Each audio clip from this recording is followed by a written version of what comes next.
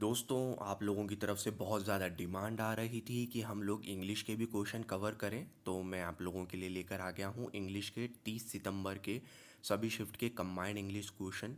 इससे पहले हम लोग आगे बढ़े, मैं दो बातें आपको बता दूं कि ये सभी शिफ्टों के जो shift one, shift two, shift three हुई थी, उनके कंबाइंड क्वेश्चन है। शिफ्ट वाइज इनको सेग्रीगेट अभी नहीं कर पाया हूँ जल्दी के कारण। जब हम नेक्स्ट वीडियो बनाएंगे तो हम शिफ्ट वाइज उसको करा रहे होंगे एक ही वीडियो में तीनों के कंबाइंड। दूसरी बात यह है कि इंग्लिश के क्वेश्चन मिलना जीके के क्वेश्चन से भी ज़्यादा हार्ड हो गया है। तो अभी जो है मेरे पास थोड़े कम क्वेश्चन है, लेकिन जब मैं अगली शिफ्टों के मतलब नेक्स्ट डे के जब करा रहा हूँ तो मैं कोशिश करूँगा ज़्यादा से ज़्यादा क्वेश्चन आपके लिए लेके आऊँ।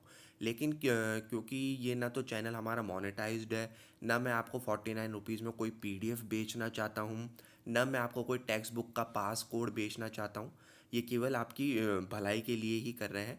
तो आप अपना सपोर्ट ज़रूर दिखाइए, वीडियो को लाइक कीजिए, चैनल को सब्सक्राइब कीजिए। हम लोगों ने 500 लाइक्स का टारगेट रखा है। अगर आप सपोर्ट करते हैं तो ही हम आगे के इस तरीके के इंग्लिश के वीडियोस बनाएंगे। तो आप लोगों का टाइम बिना वेस्ट करे हुए पहले क्वेश्चन की तरफ चलते हैं। आ जाइए। ईडियम आया था शो द वाइट फैदर। इसका जो अर्थ है वो है behave in a cowardly manner. मतलब जो हमारा पीस होता है ना, मतलब जो समर्पण का झंडा होता है आर्मी में भी, वो भी सफ़ेद रंग का होता है। अगर कोई सफ़ेद रंग का झंडा उठा दे तो मतलब उसने समर्पण कर दिया। तो ये वहीं से इसका ओरिजिन है कि मतलब कोई कायरतापूर्ण अगर व्यवहार करता है तो उसके लिए कहा जाता है शो द वाइट फैदर। ठीक है, अगले क्वेश्चन की तरफ चलते हैं। Idiom a wait blanket.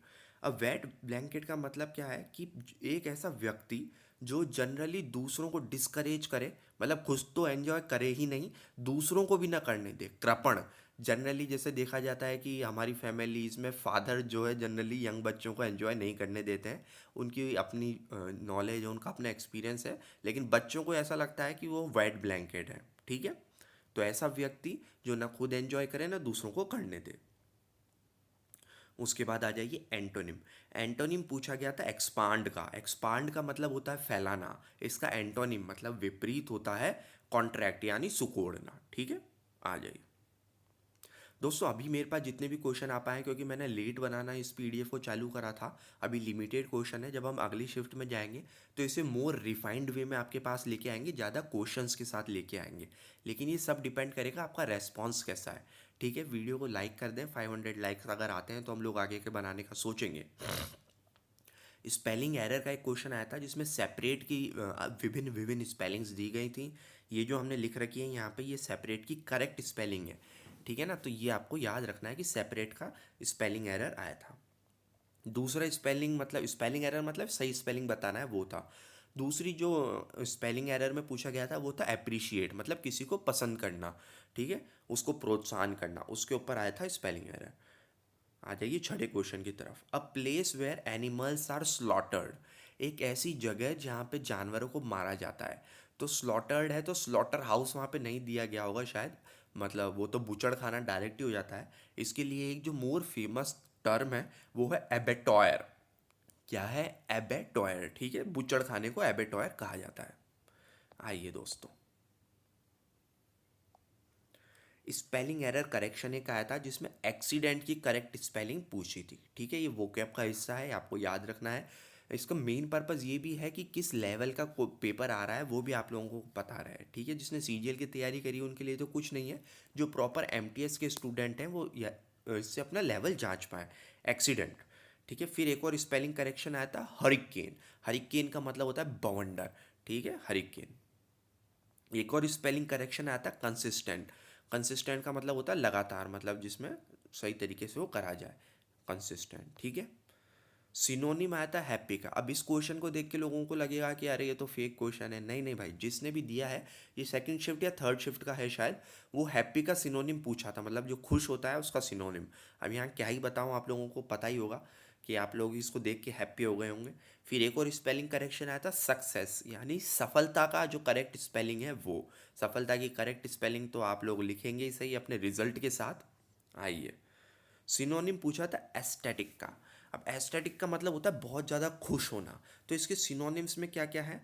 एनरप्चर्ड, elated, transported, in transport, euphoric, rapturous, joyful, joyous, overjoyed, blissful, beatific, on cloud nine. On cloud nine idiom भी होता है, उसका मतलब भी होता है एस्थेटिक। सिनोनिम पूछा गया था एनर्जी का, ठीक है, तो इसका सिनोनिम हो जाएगा power, spirit, stamina, strength, toughness, vitality. ठीक है, ये सब इसके सिनोनिम हो जाएंगे। दोस्तों वीडियो को लाइक करें, चैनल को सब्सक्राइब करें। फिर क्लोज टेस्ट आया था एक बर्ड प्रैट के ऊपर, तो वो लंबा क्योंकि ऑप्शन है, बच्चों को याद नहीं रहते हैं, इसलिए 75 के 75 क्वेश्चन तो एक्सपेक्ट कोई करे भी ना। जो क्लोज टेस्ट वगैरह है वो तो लोगों को याद रहेंगे नहीं, ठीक है। एक ईडियम आया था रीड बिटवीन द लाइन्स, तो इसका अर्थ क्या है? If you read between the lines you understand what someone really means और what is really happening in a situation. Read between the lines मतलब जो बात कही जा रही है उसका गूढ़ अर्थ स्वयं निकालना। ये बात आप समझ रहे हैं?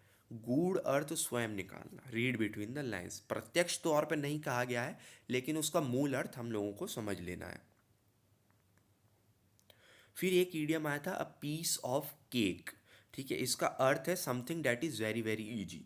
जैसे जिसने सीजीएल की तैयारी कर ली है उसके लिए एमटीएस क्या है? A piece of cake.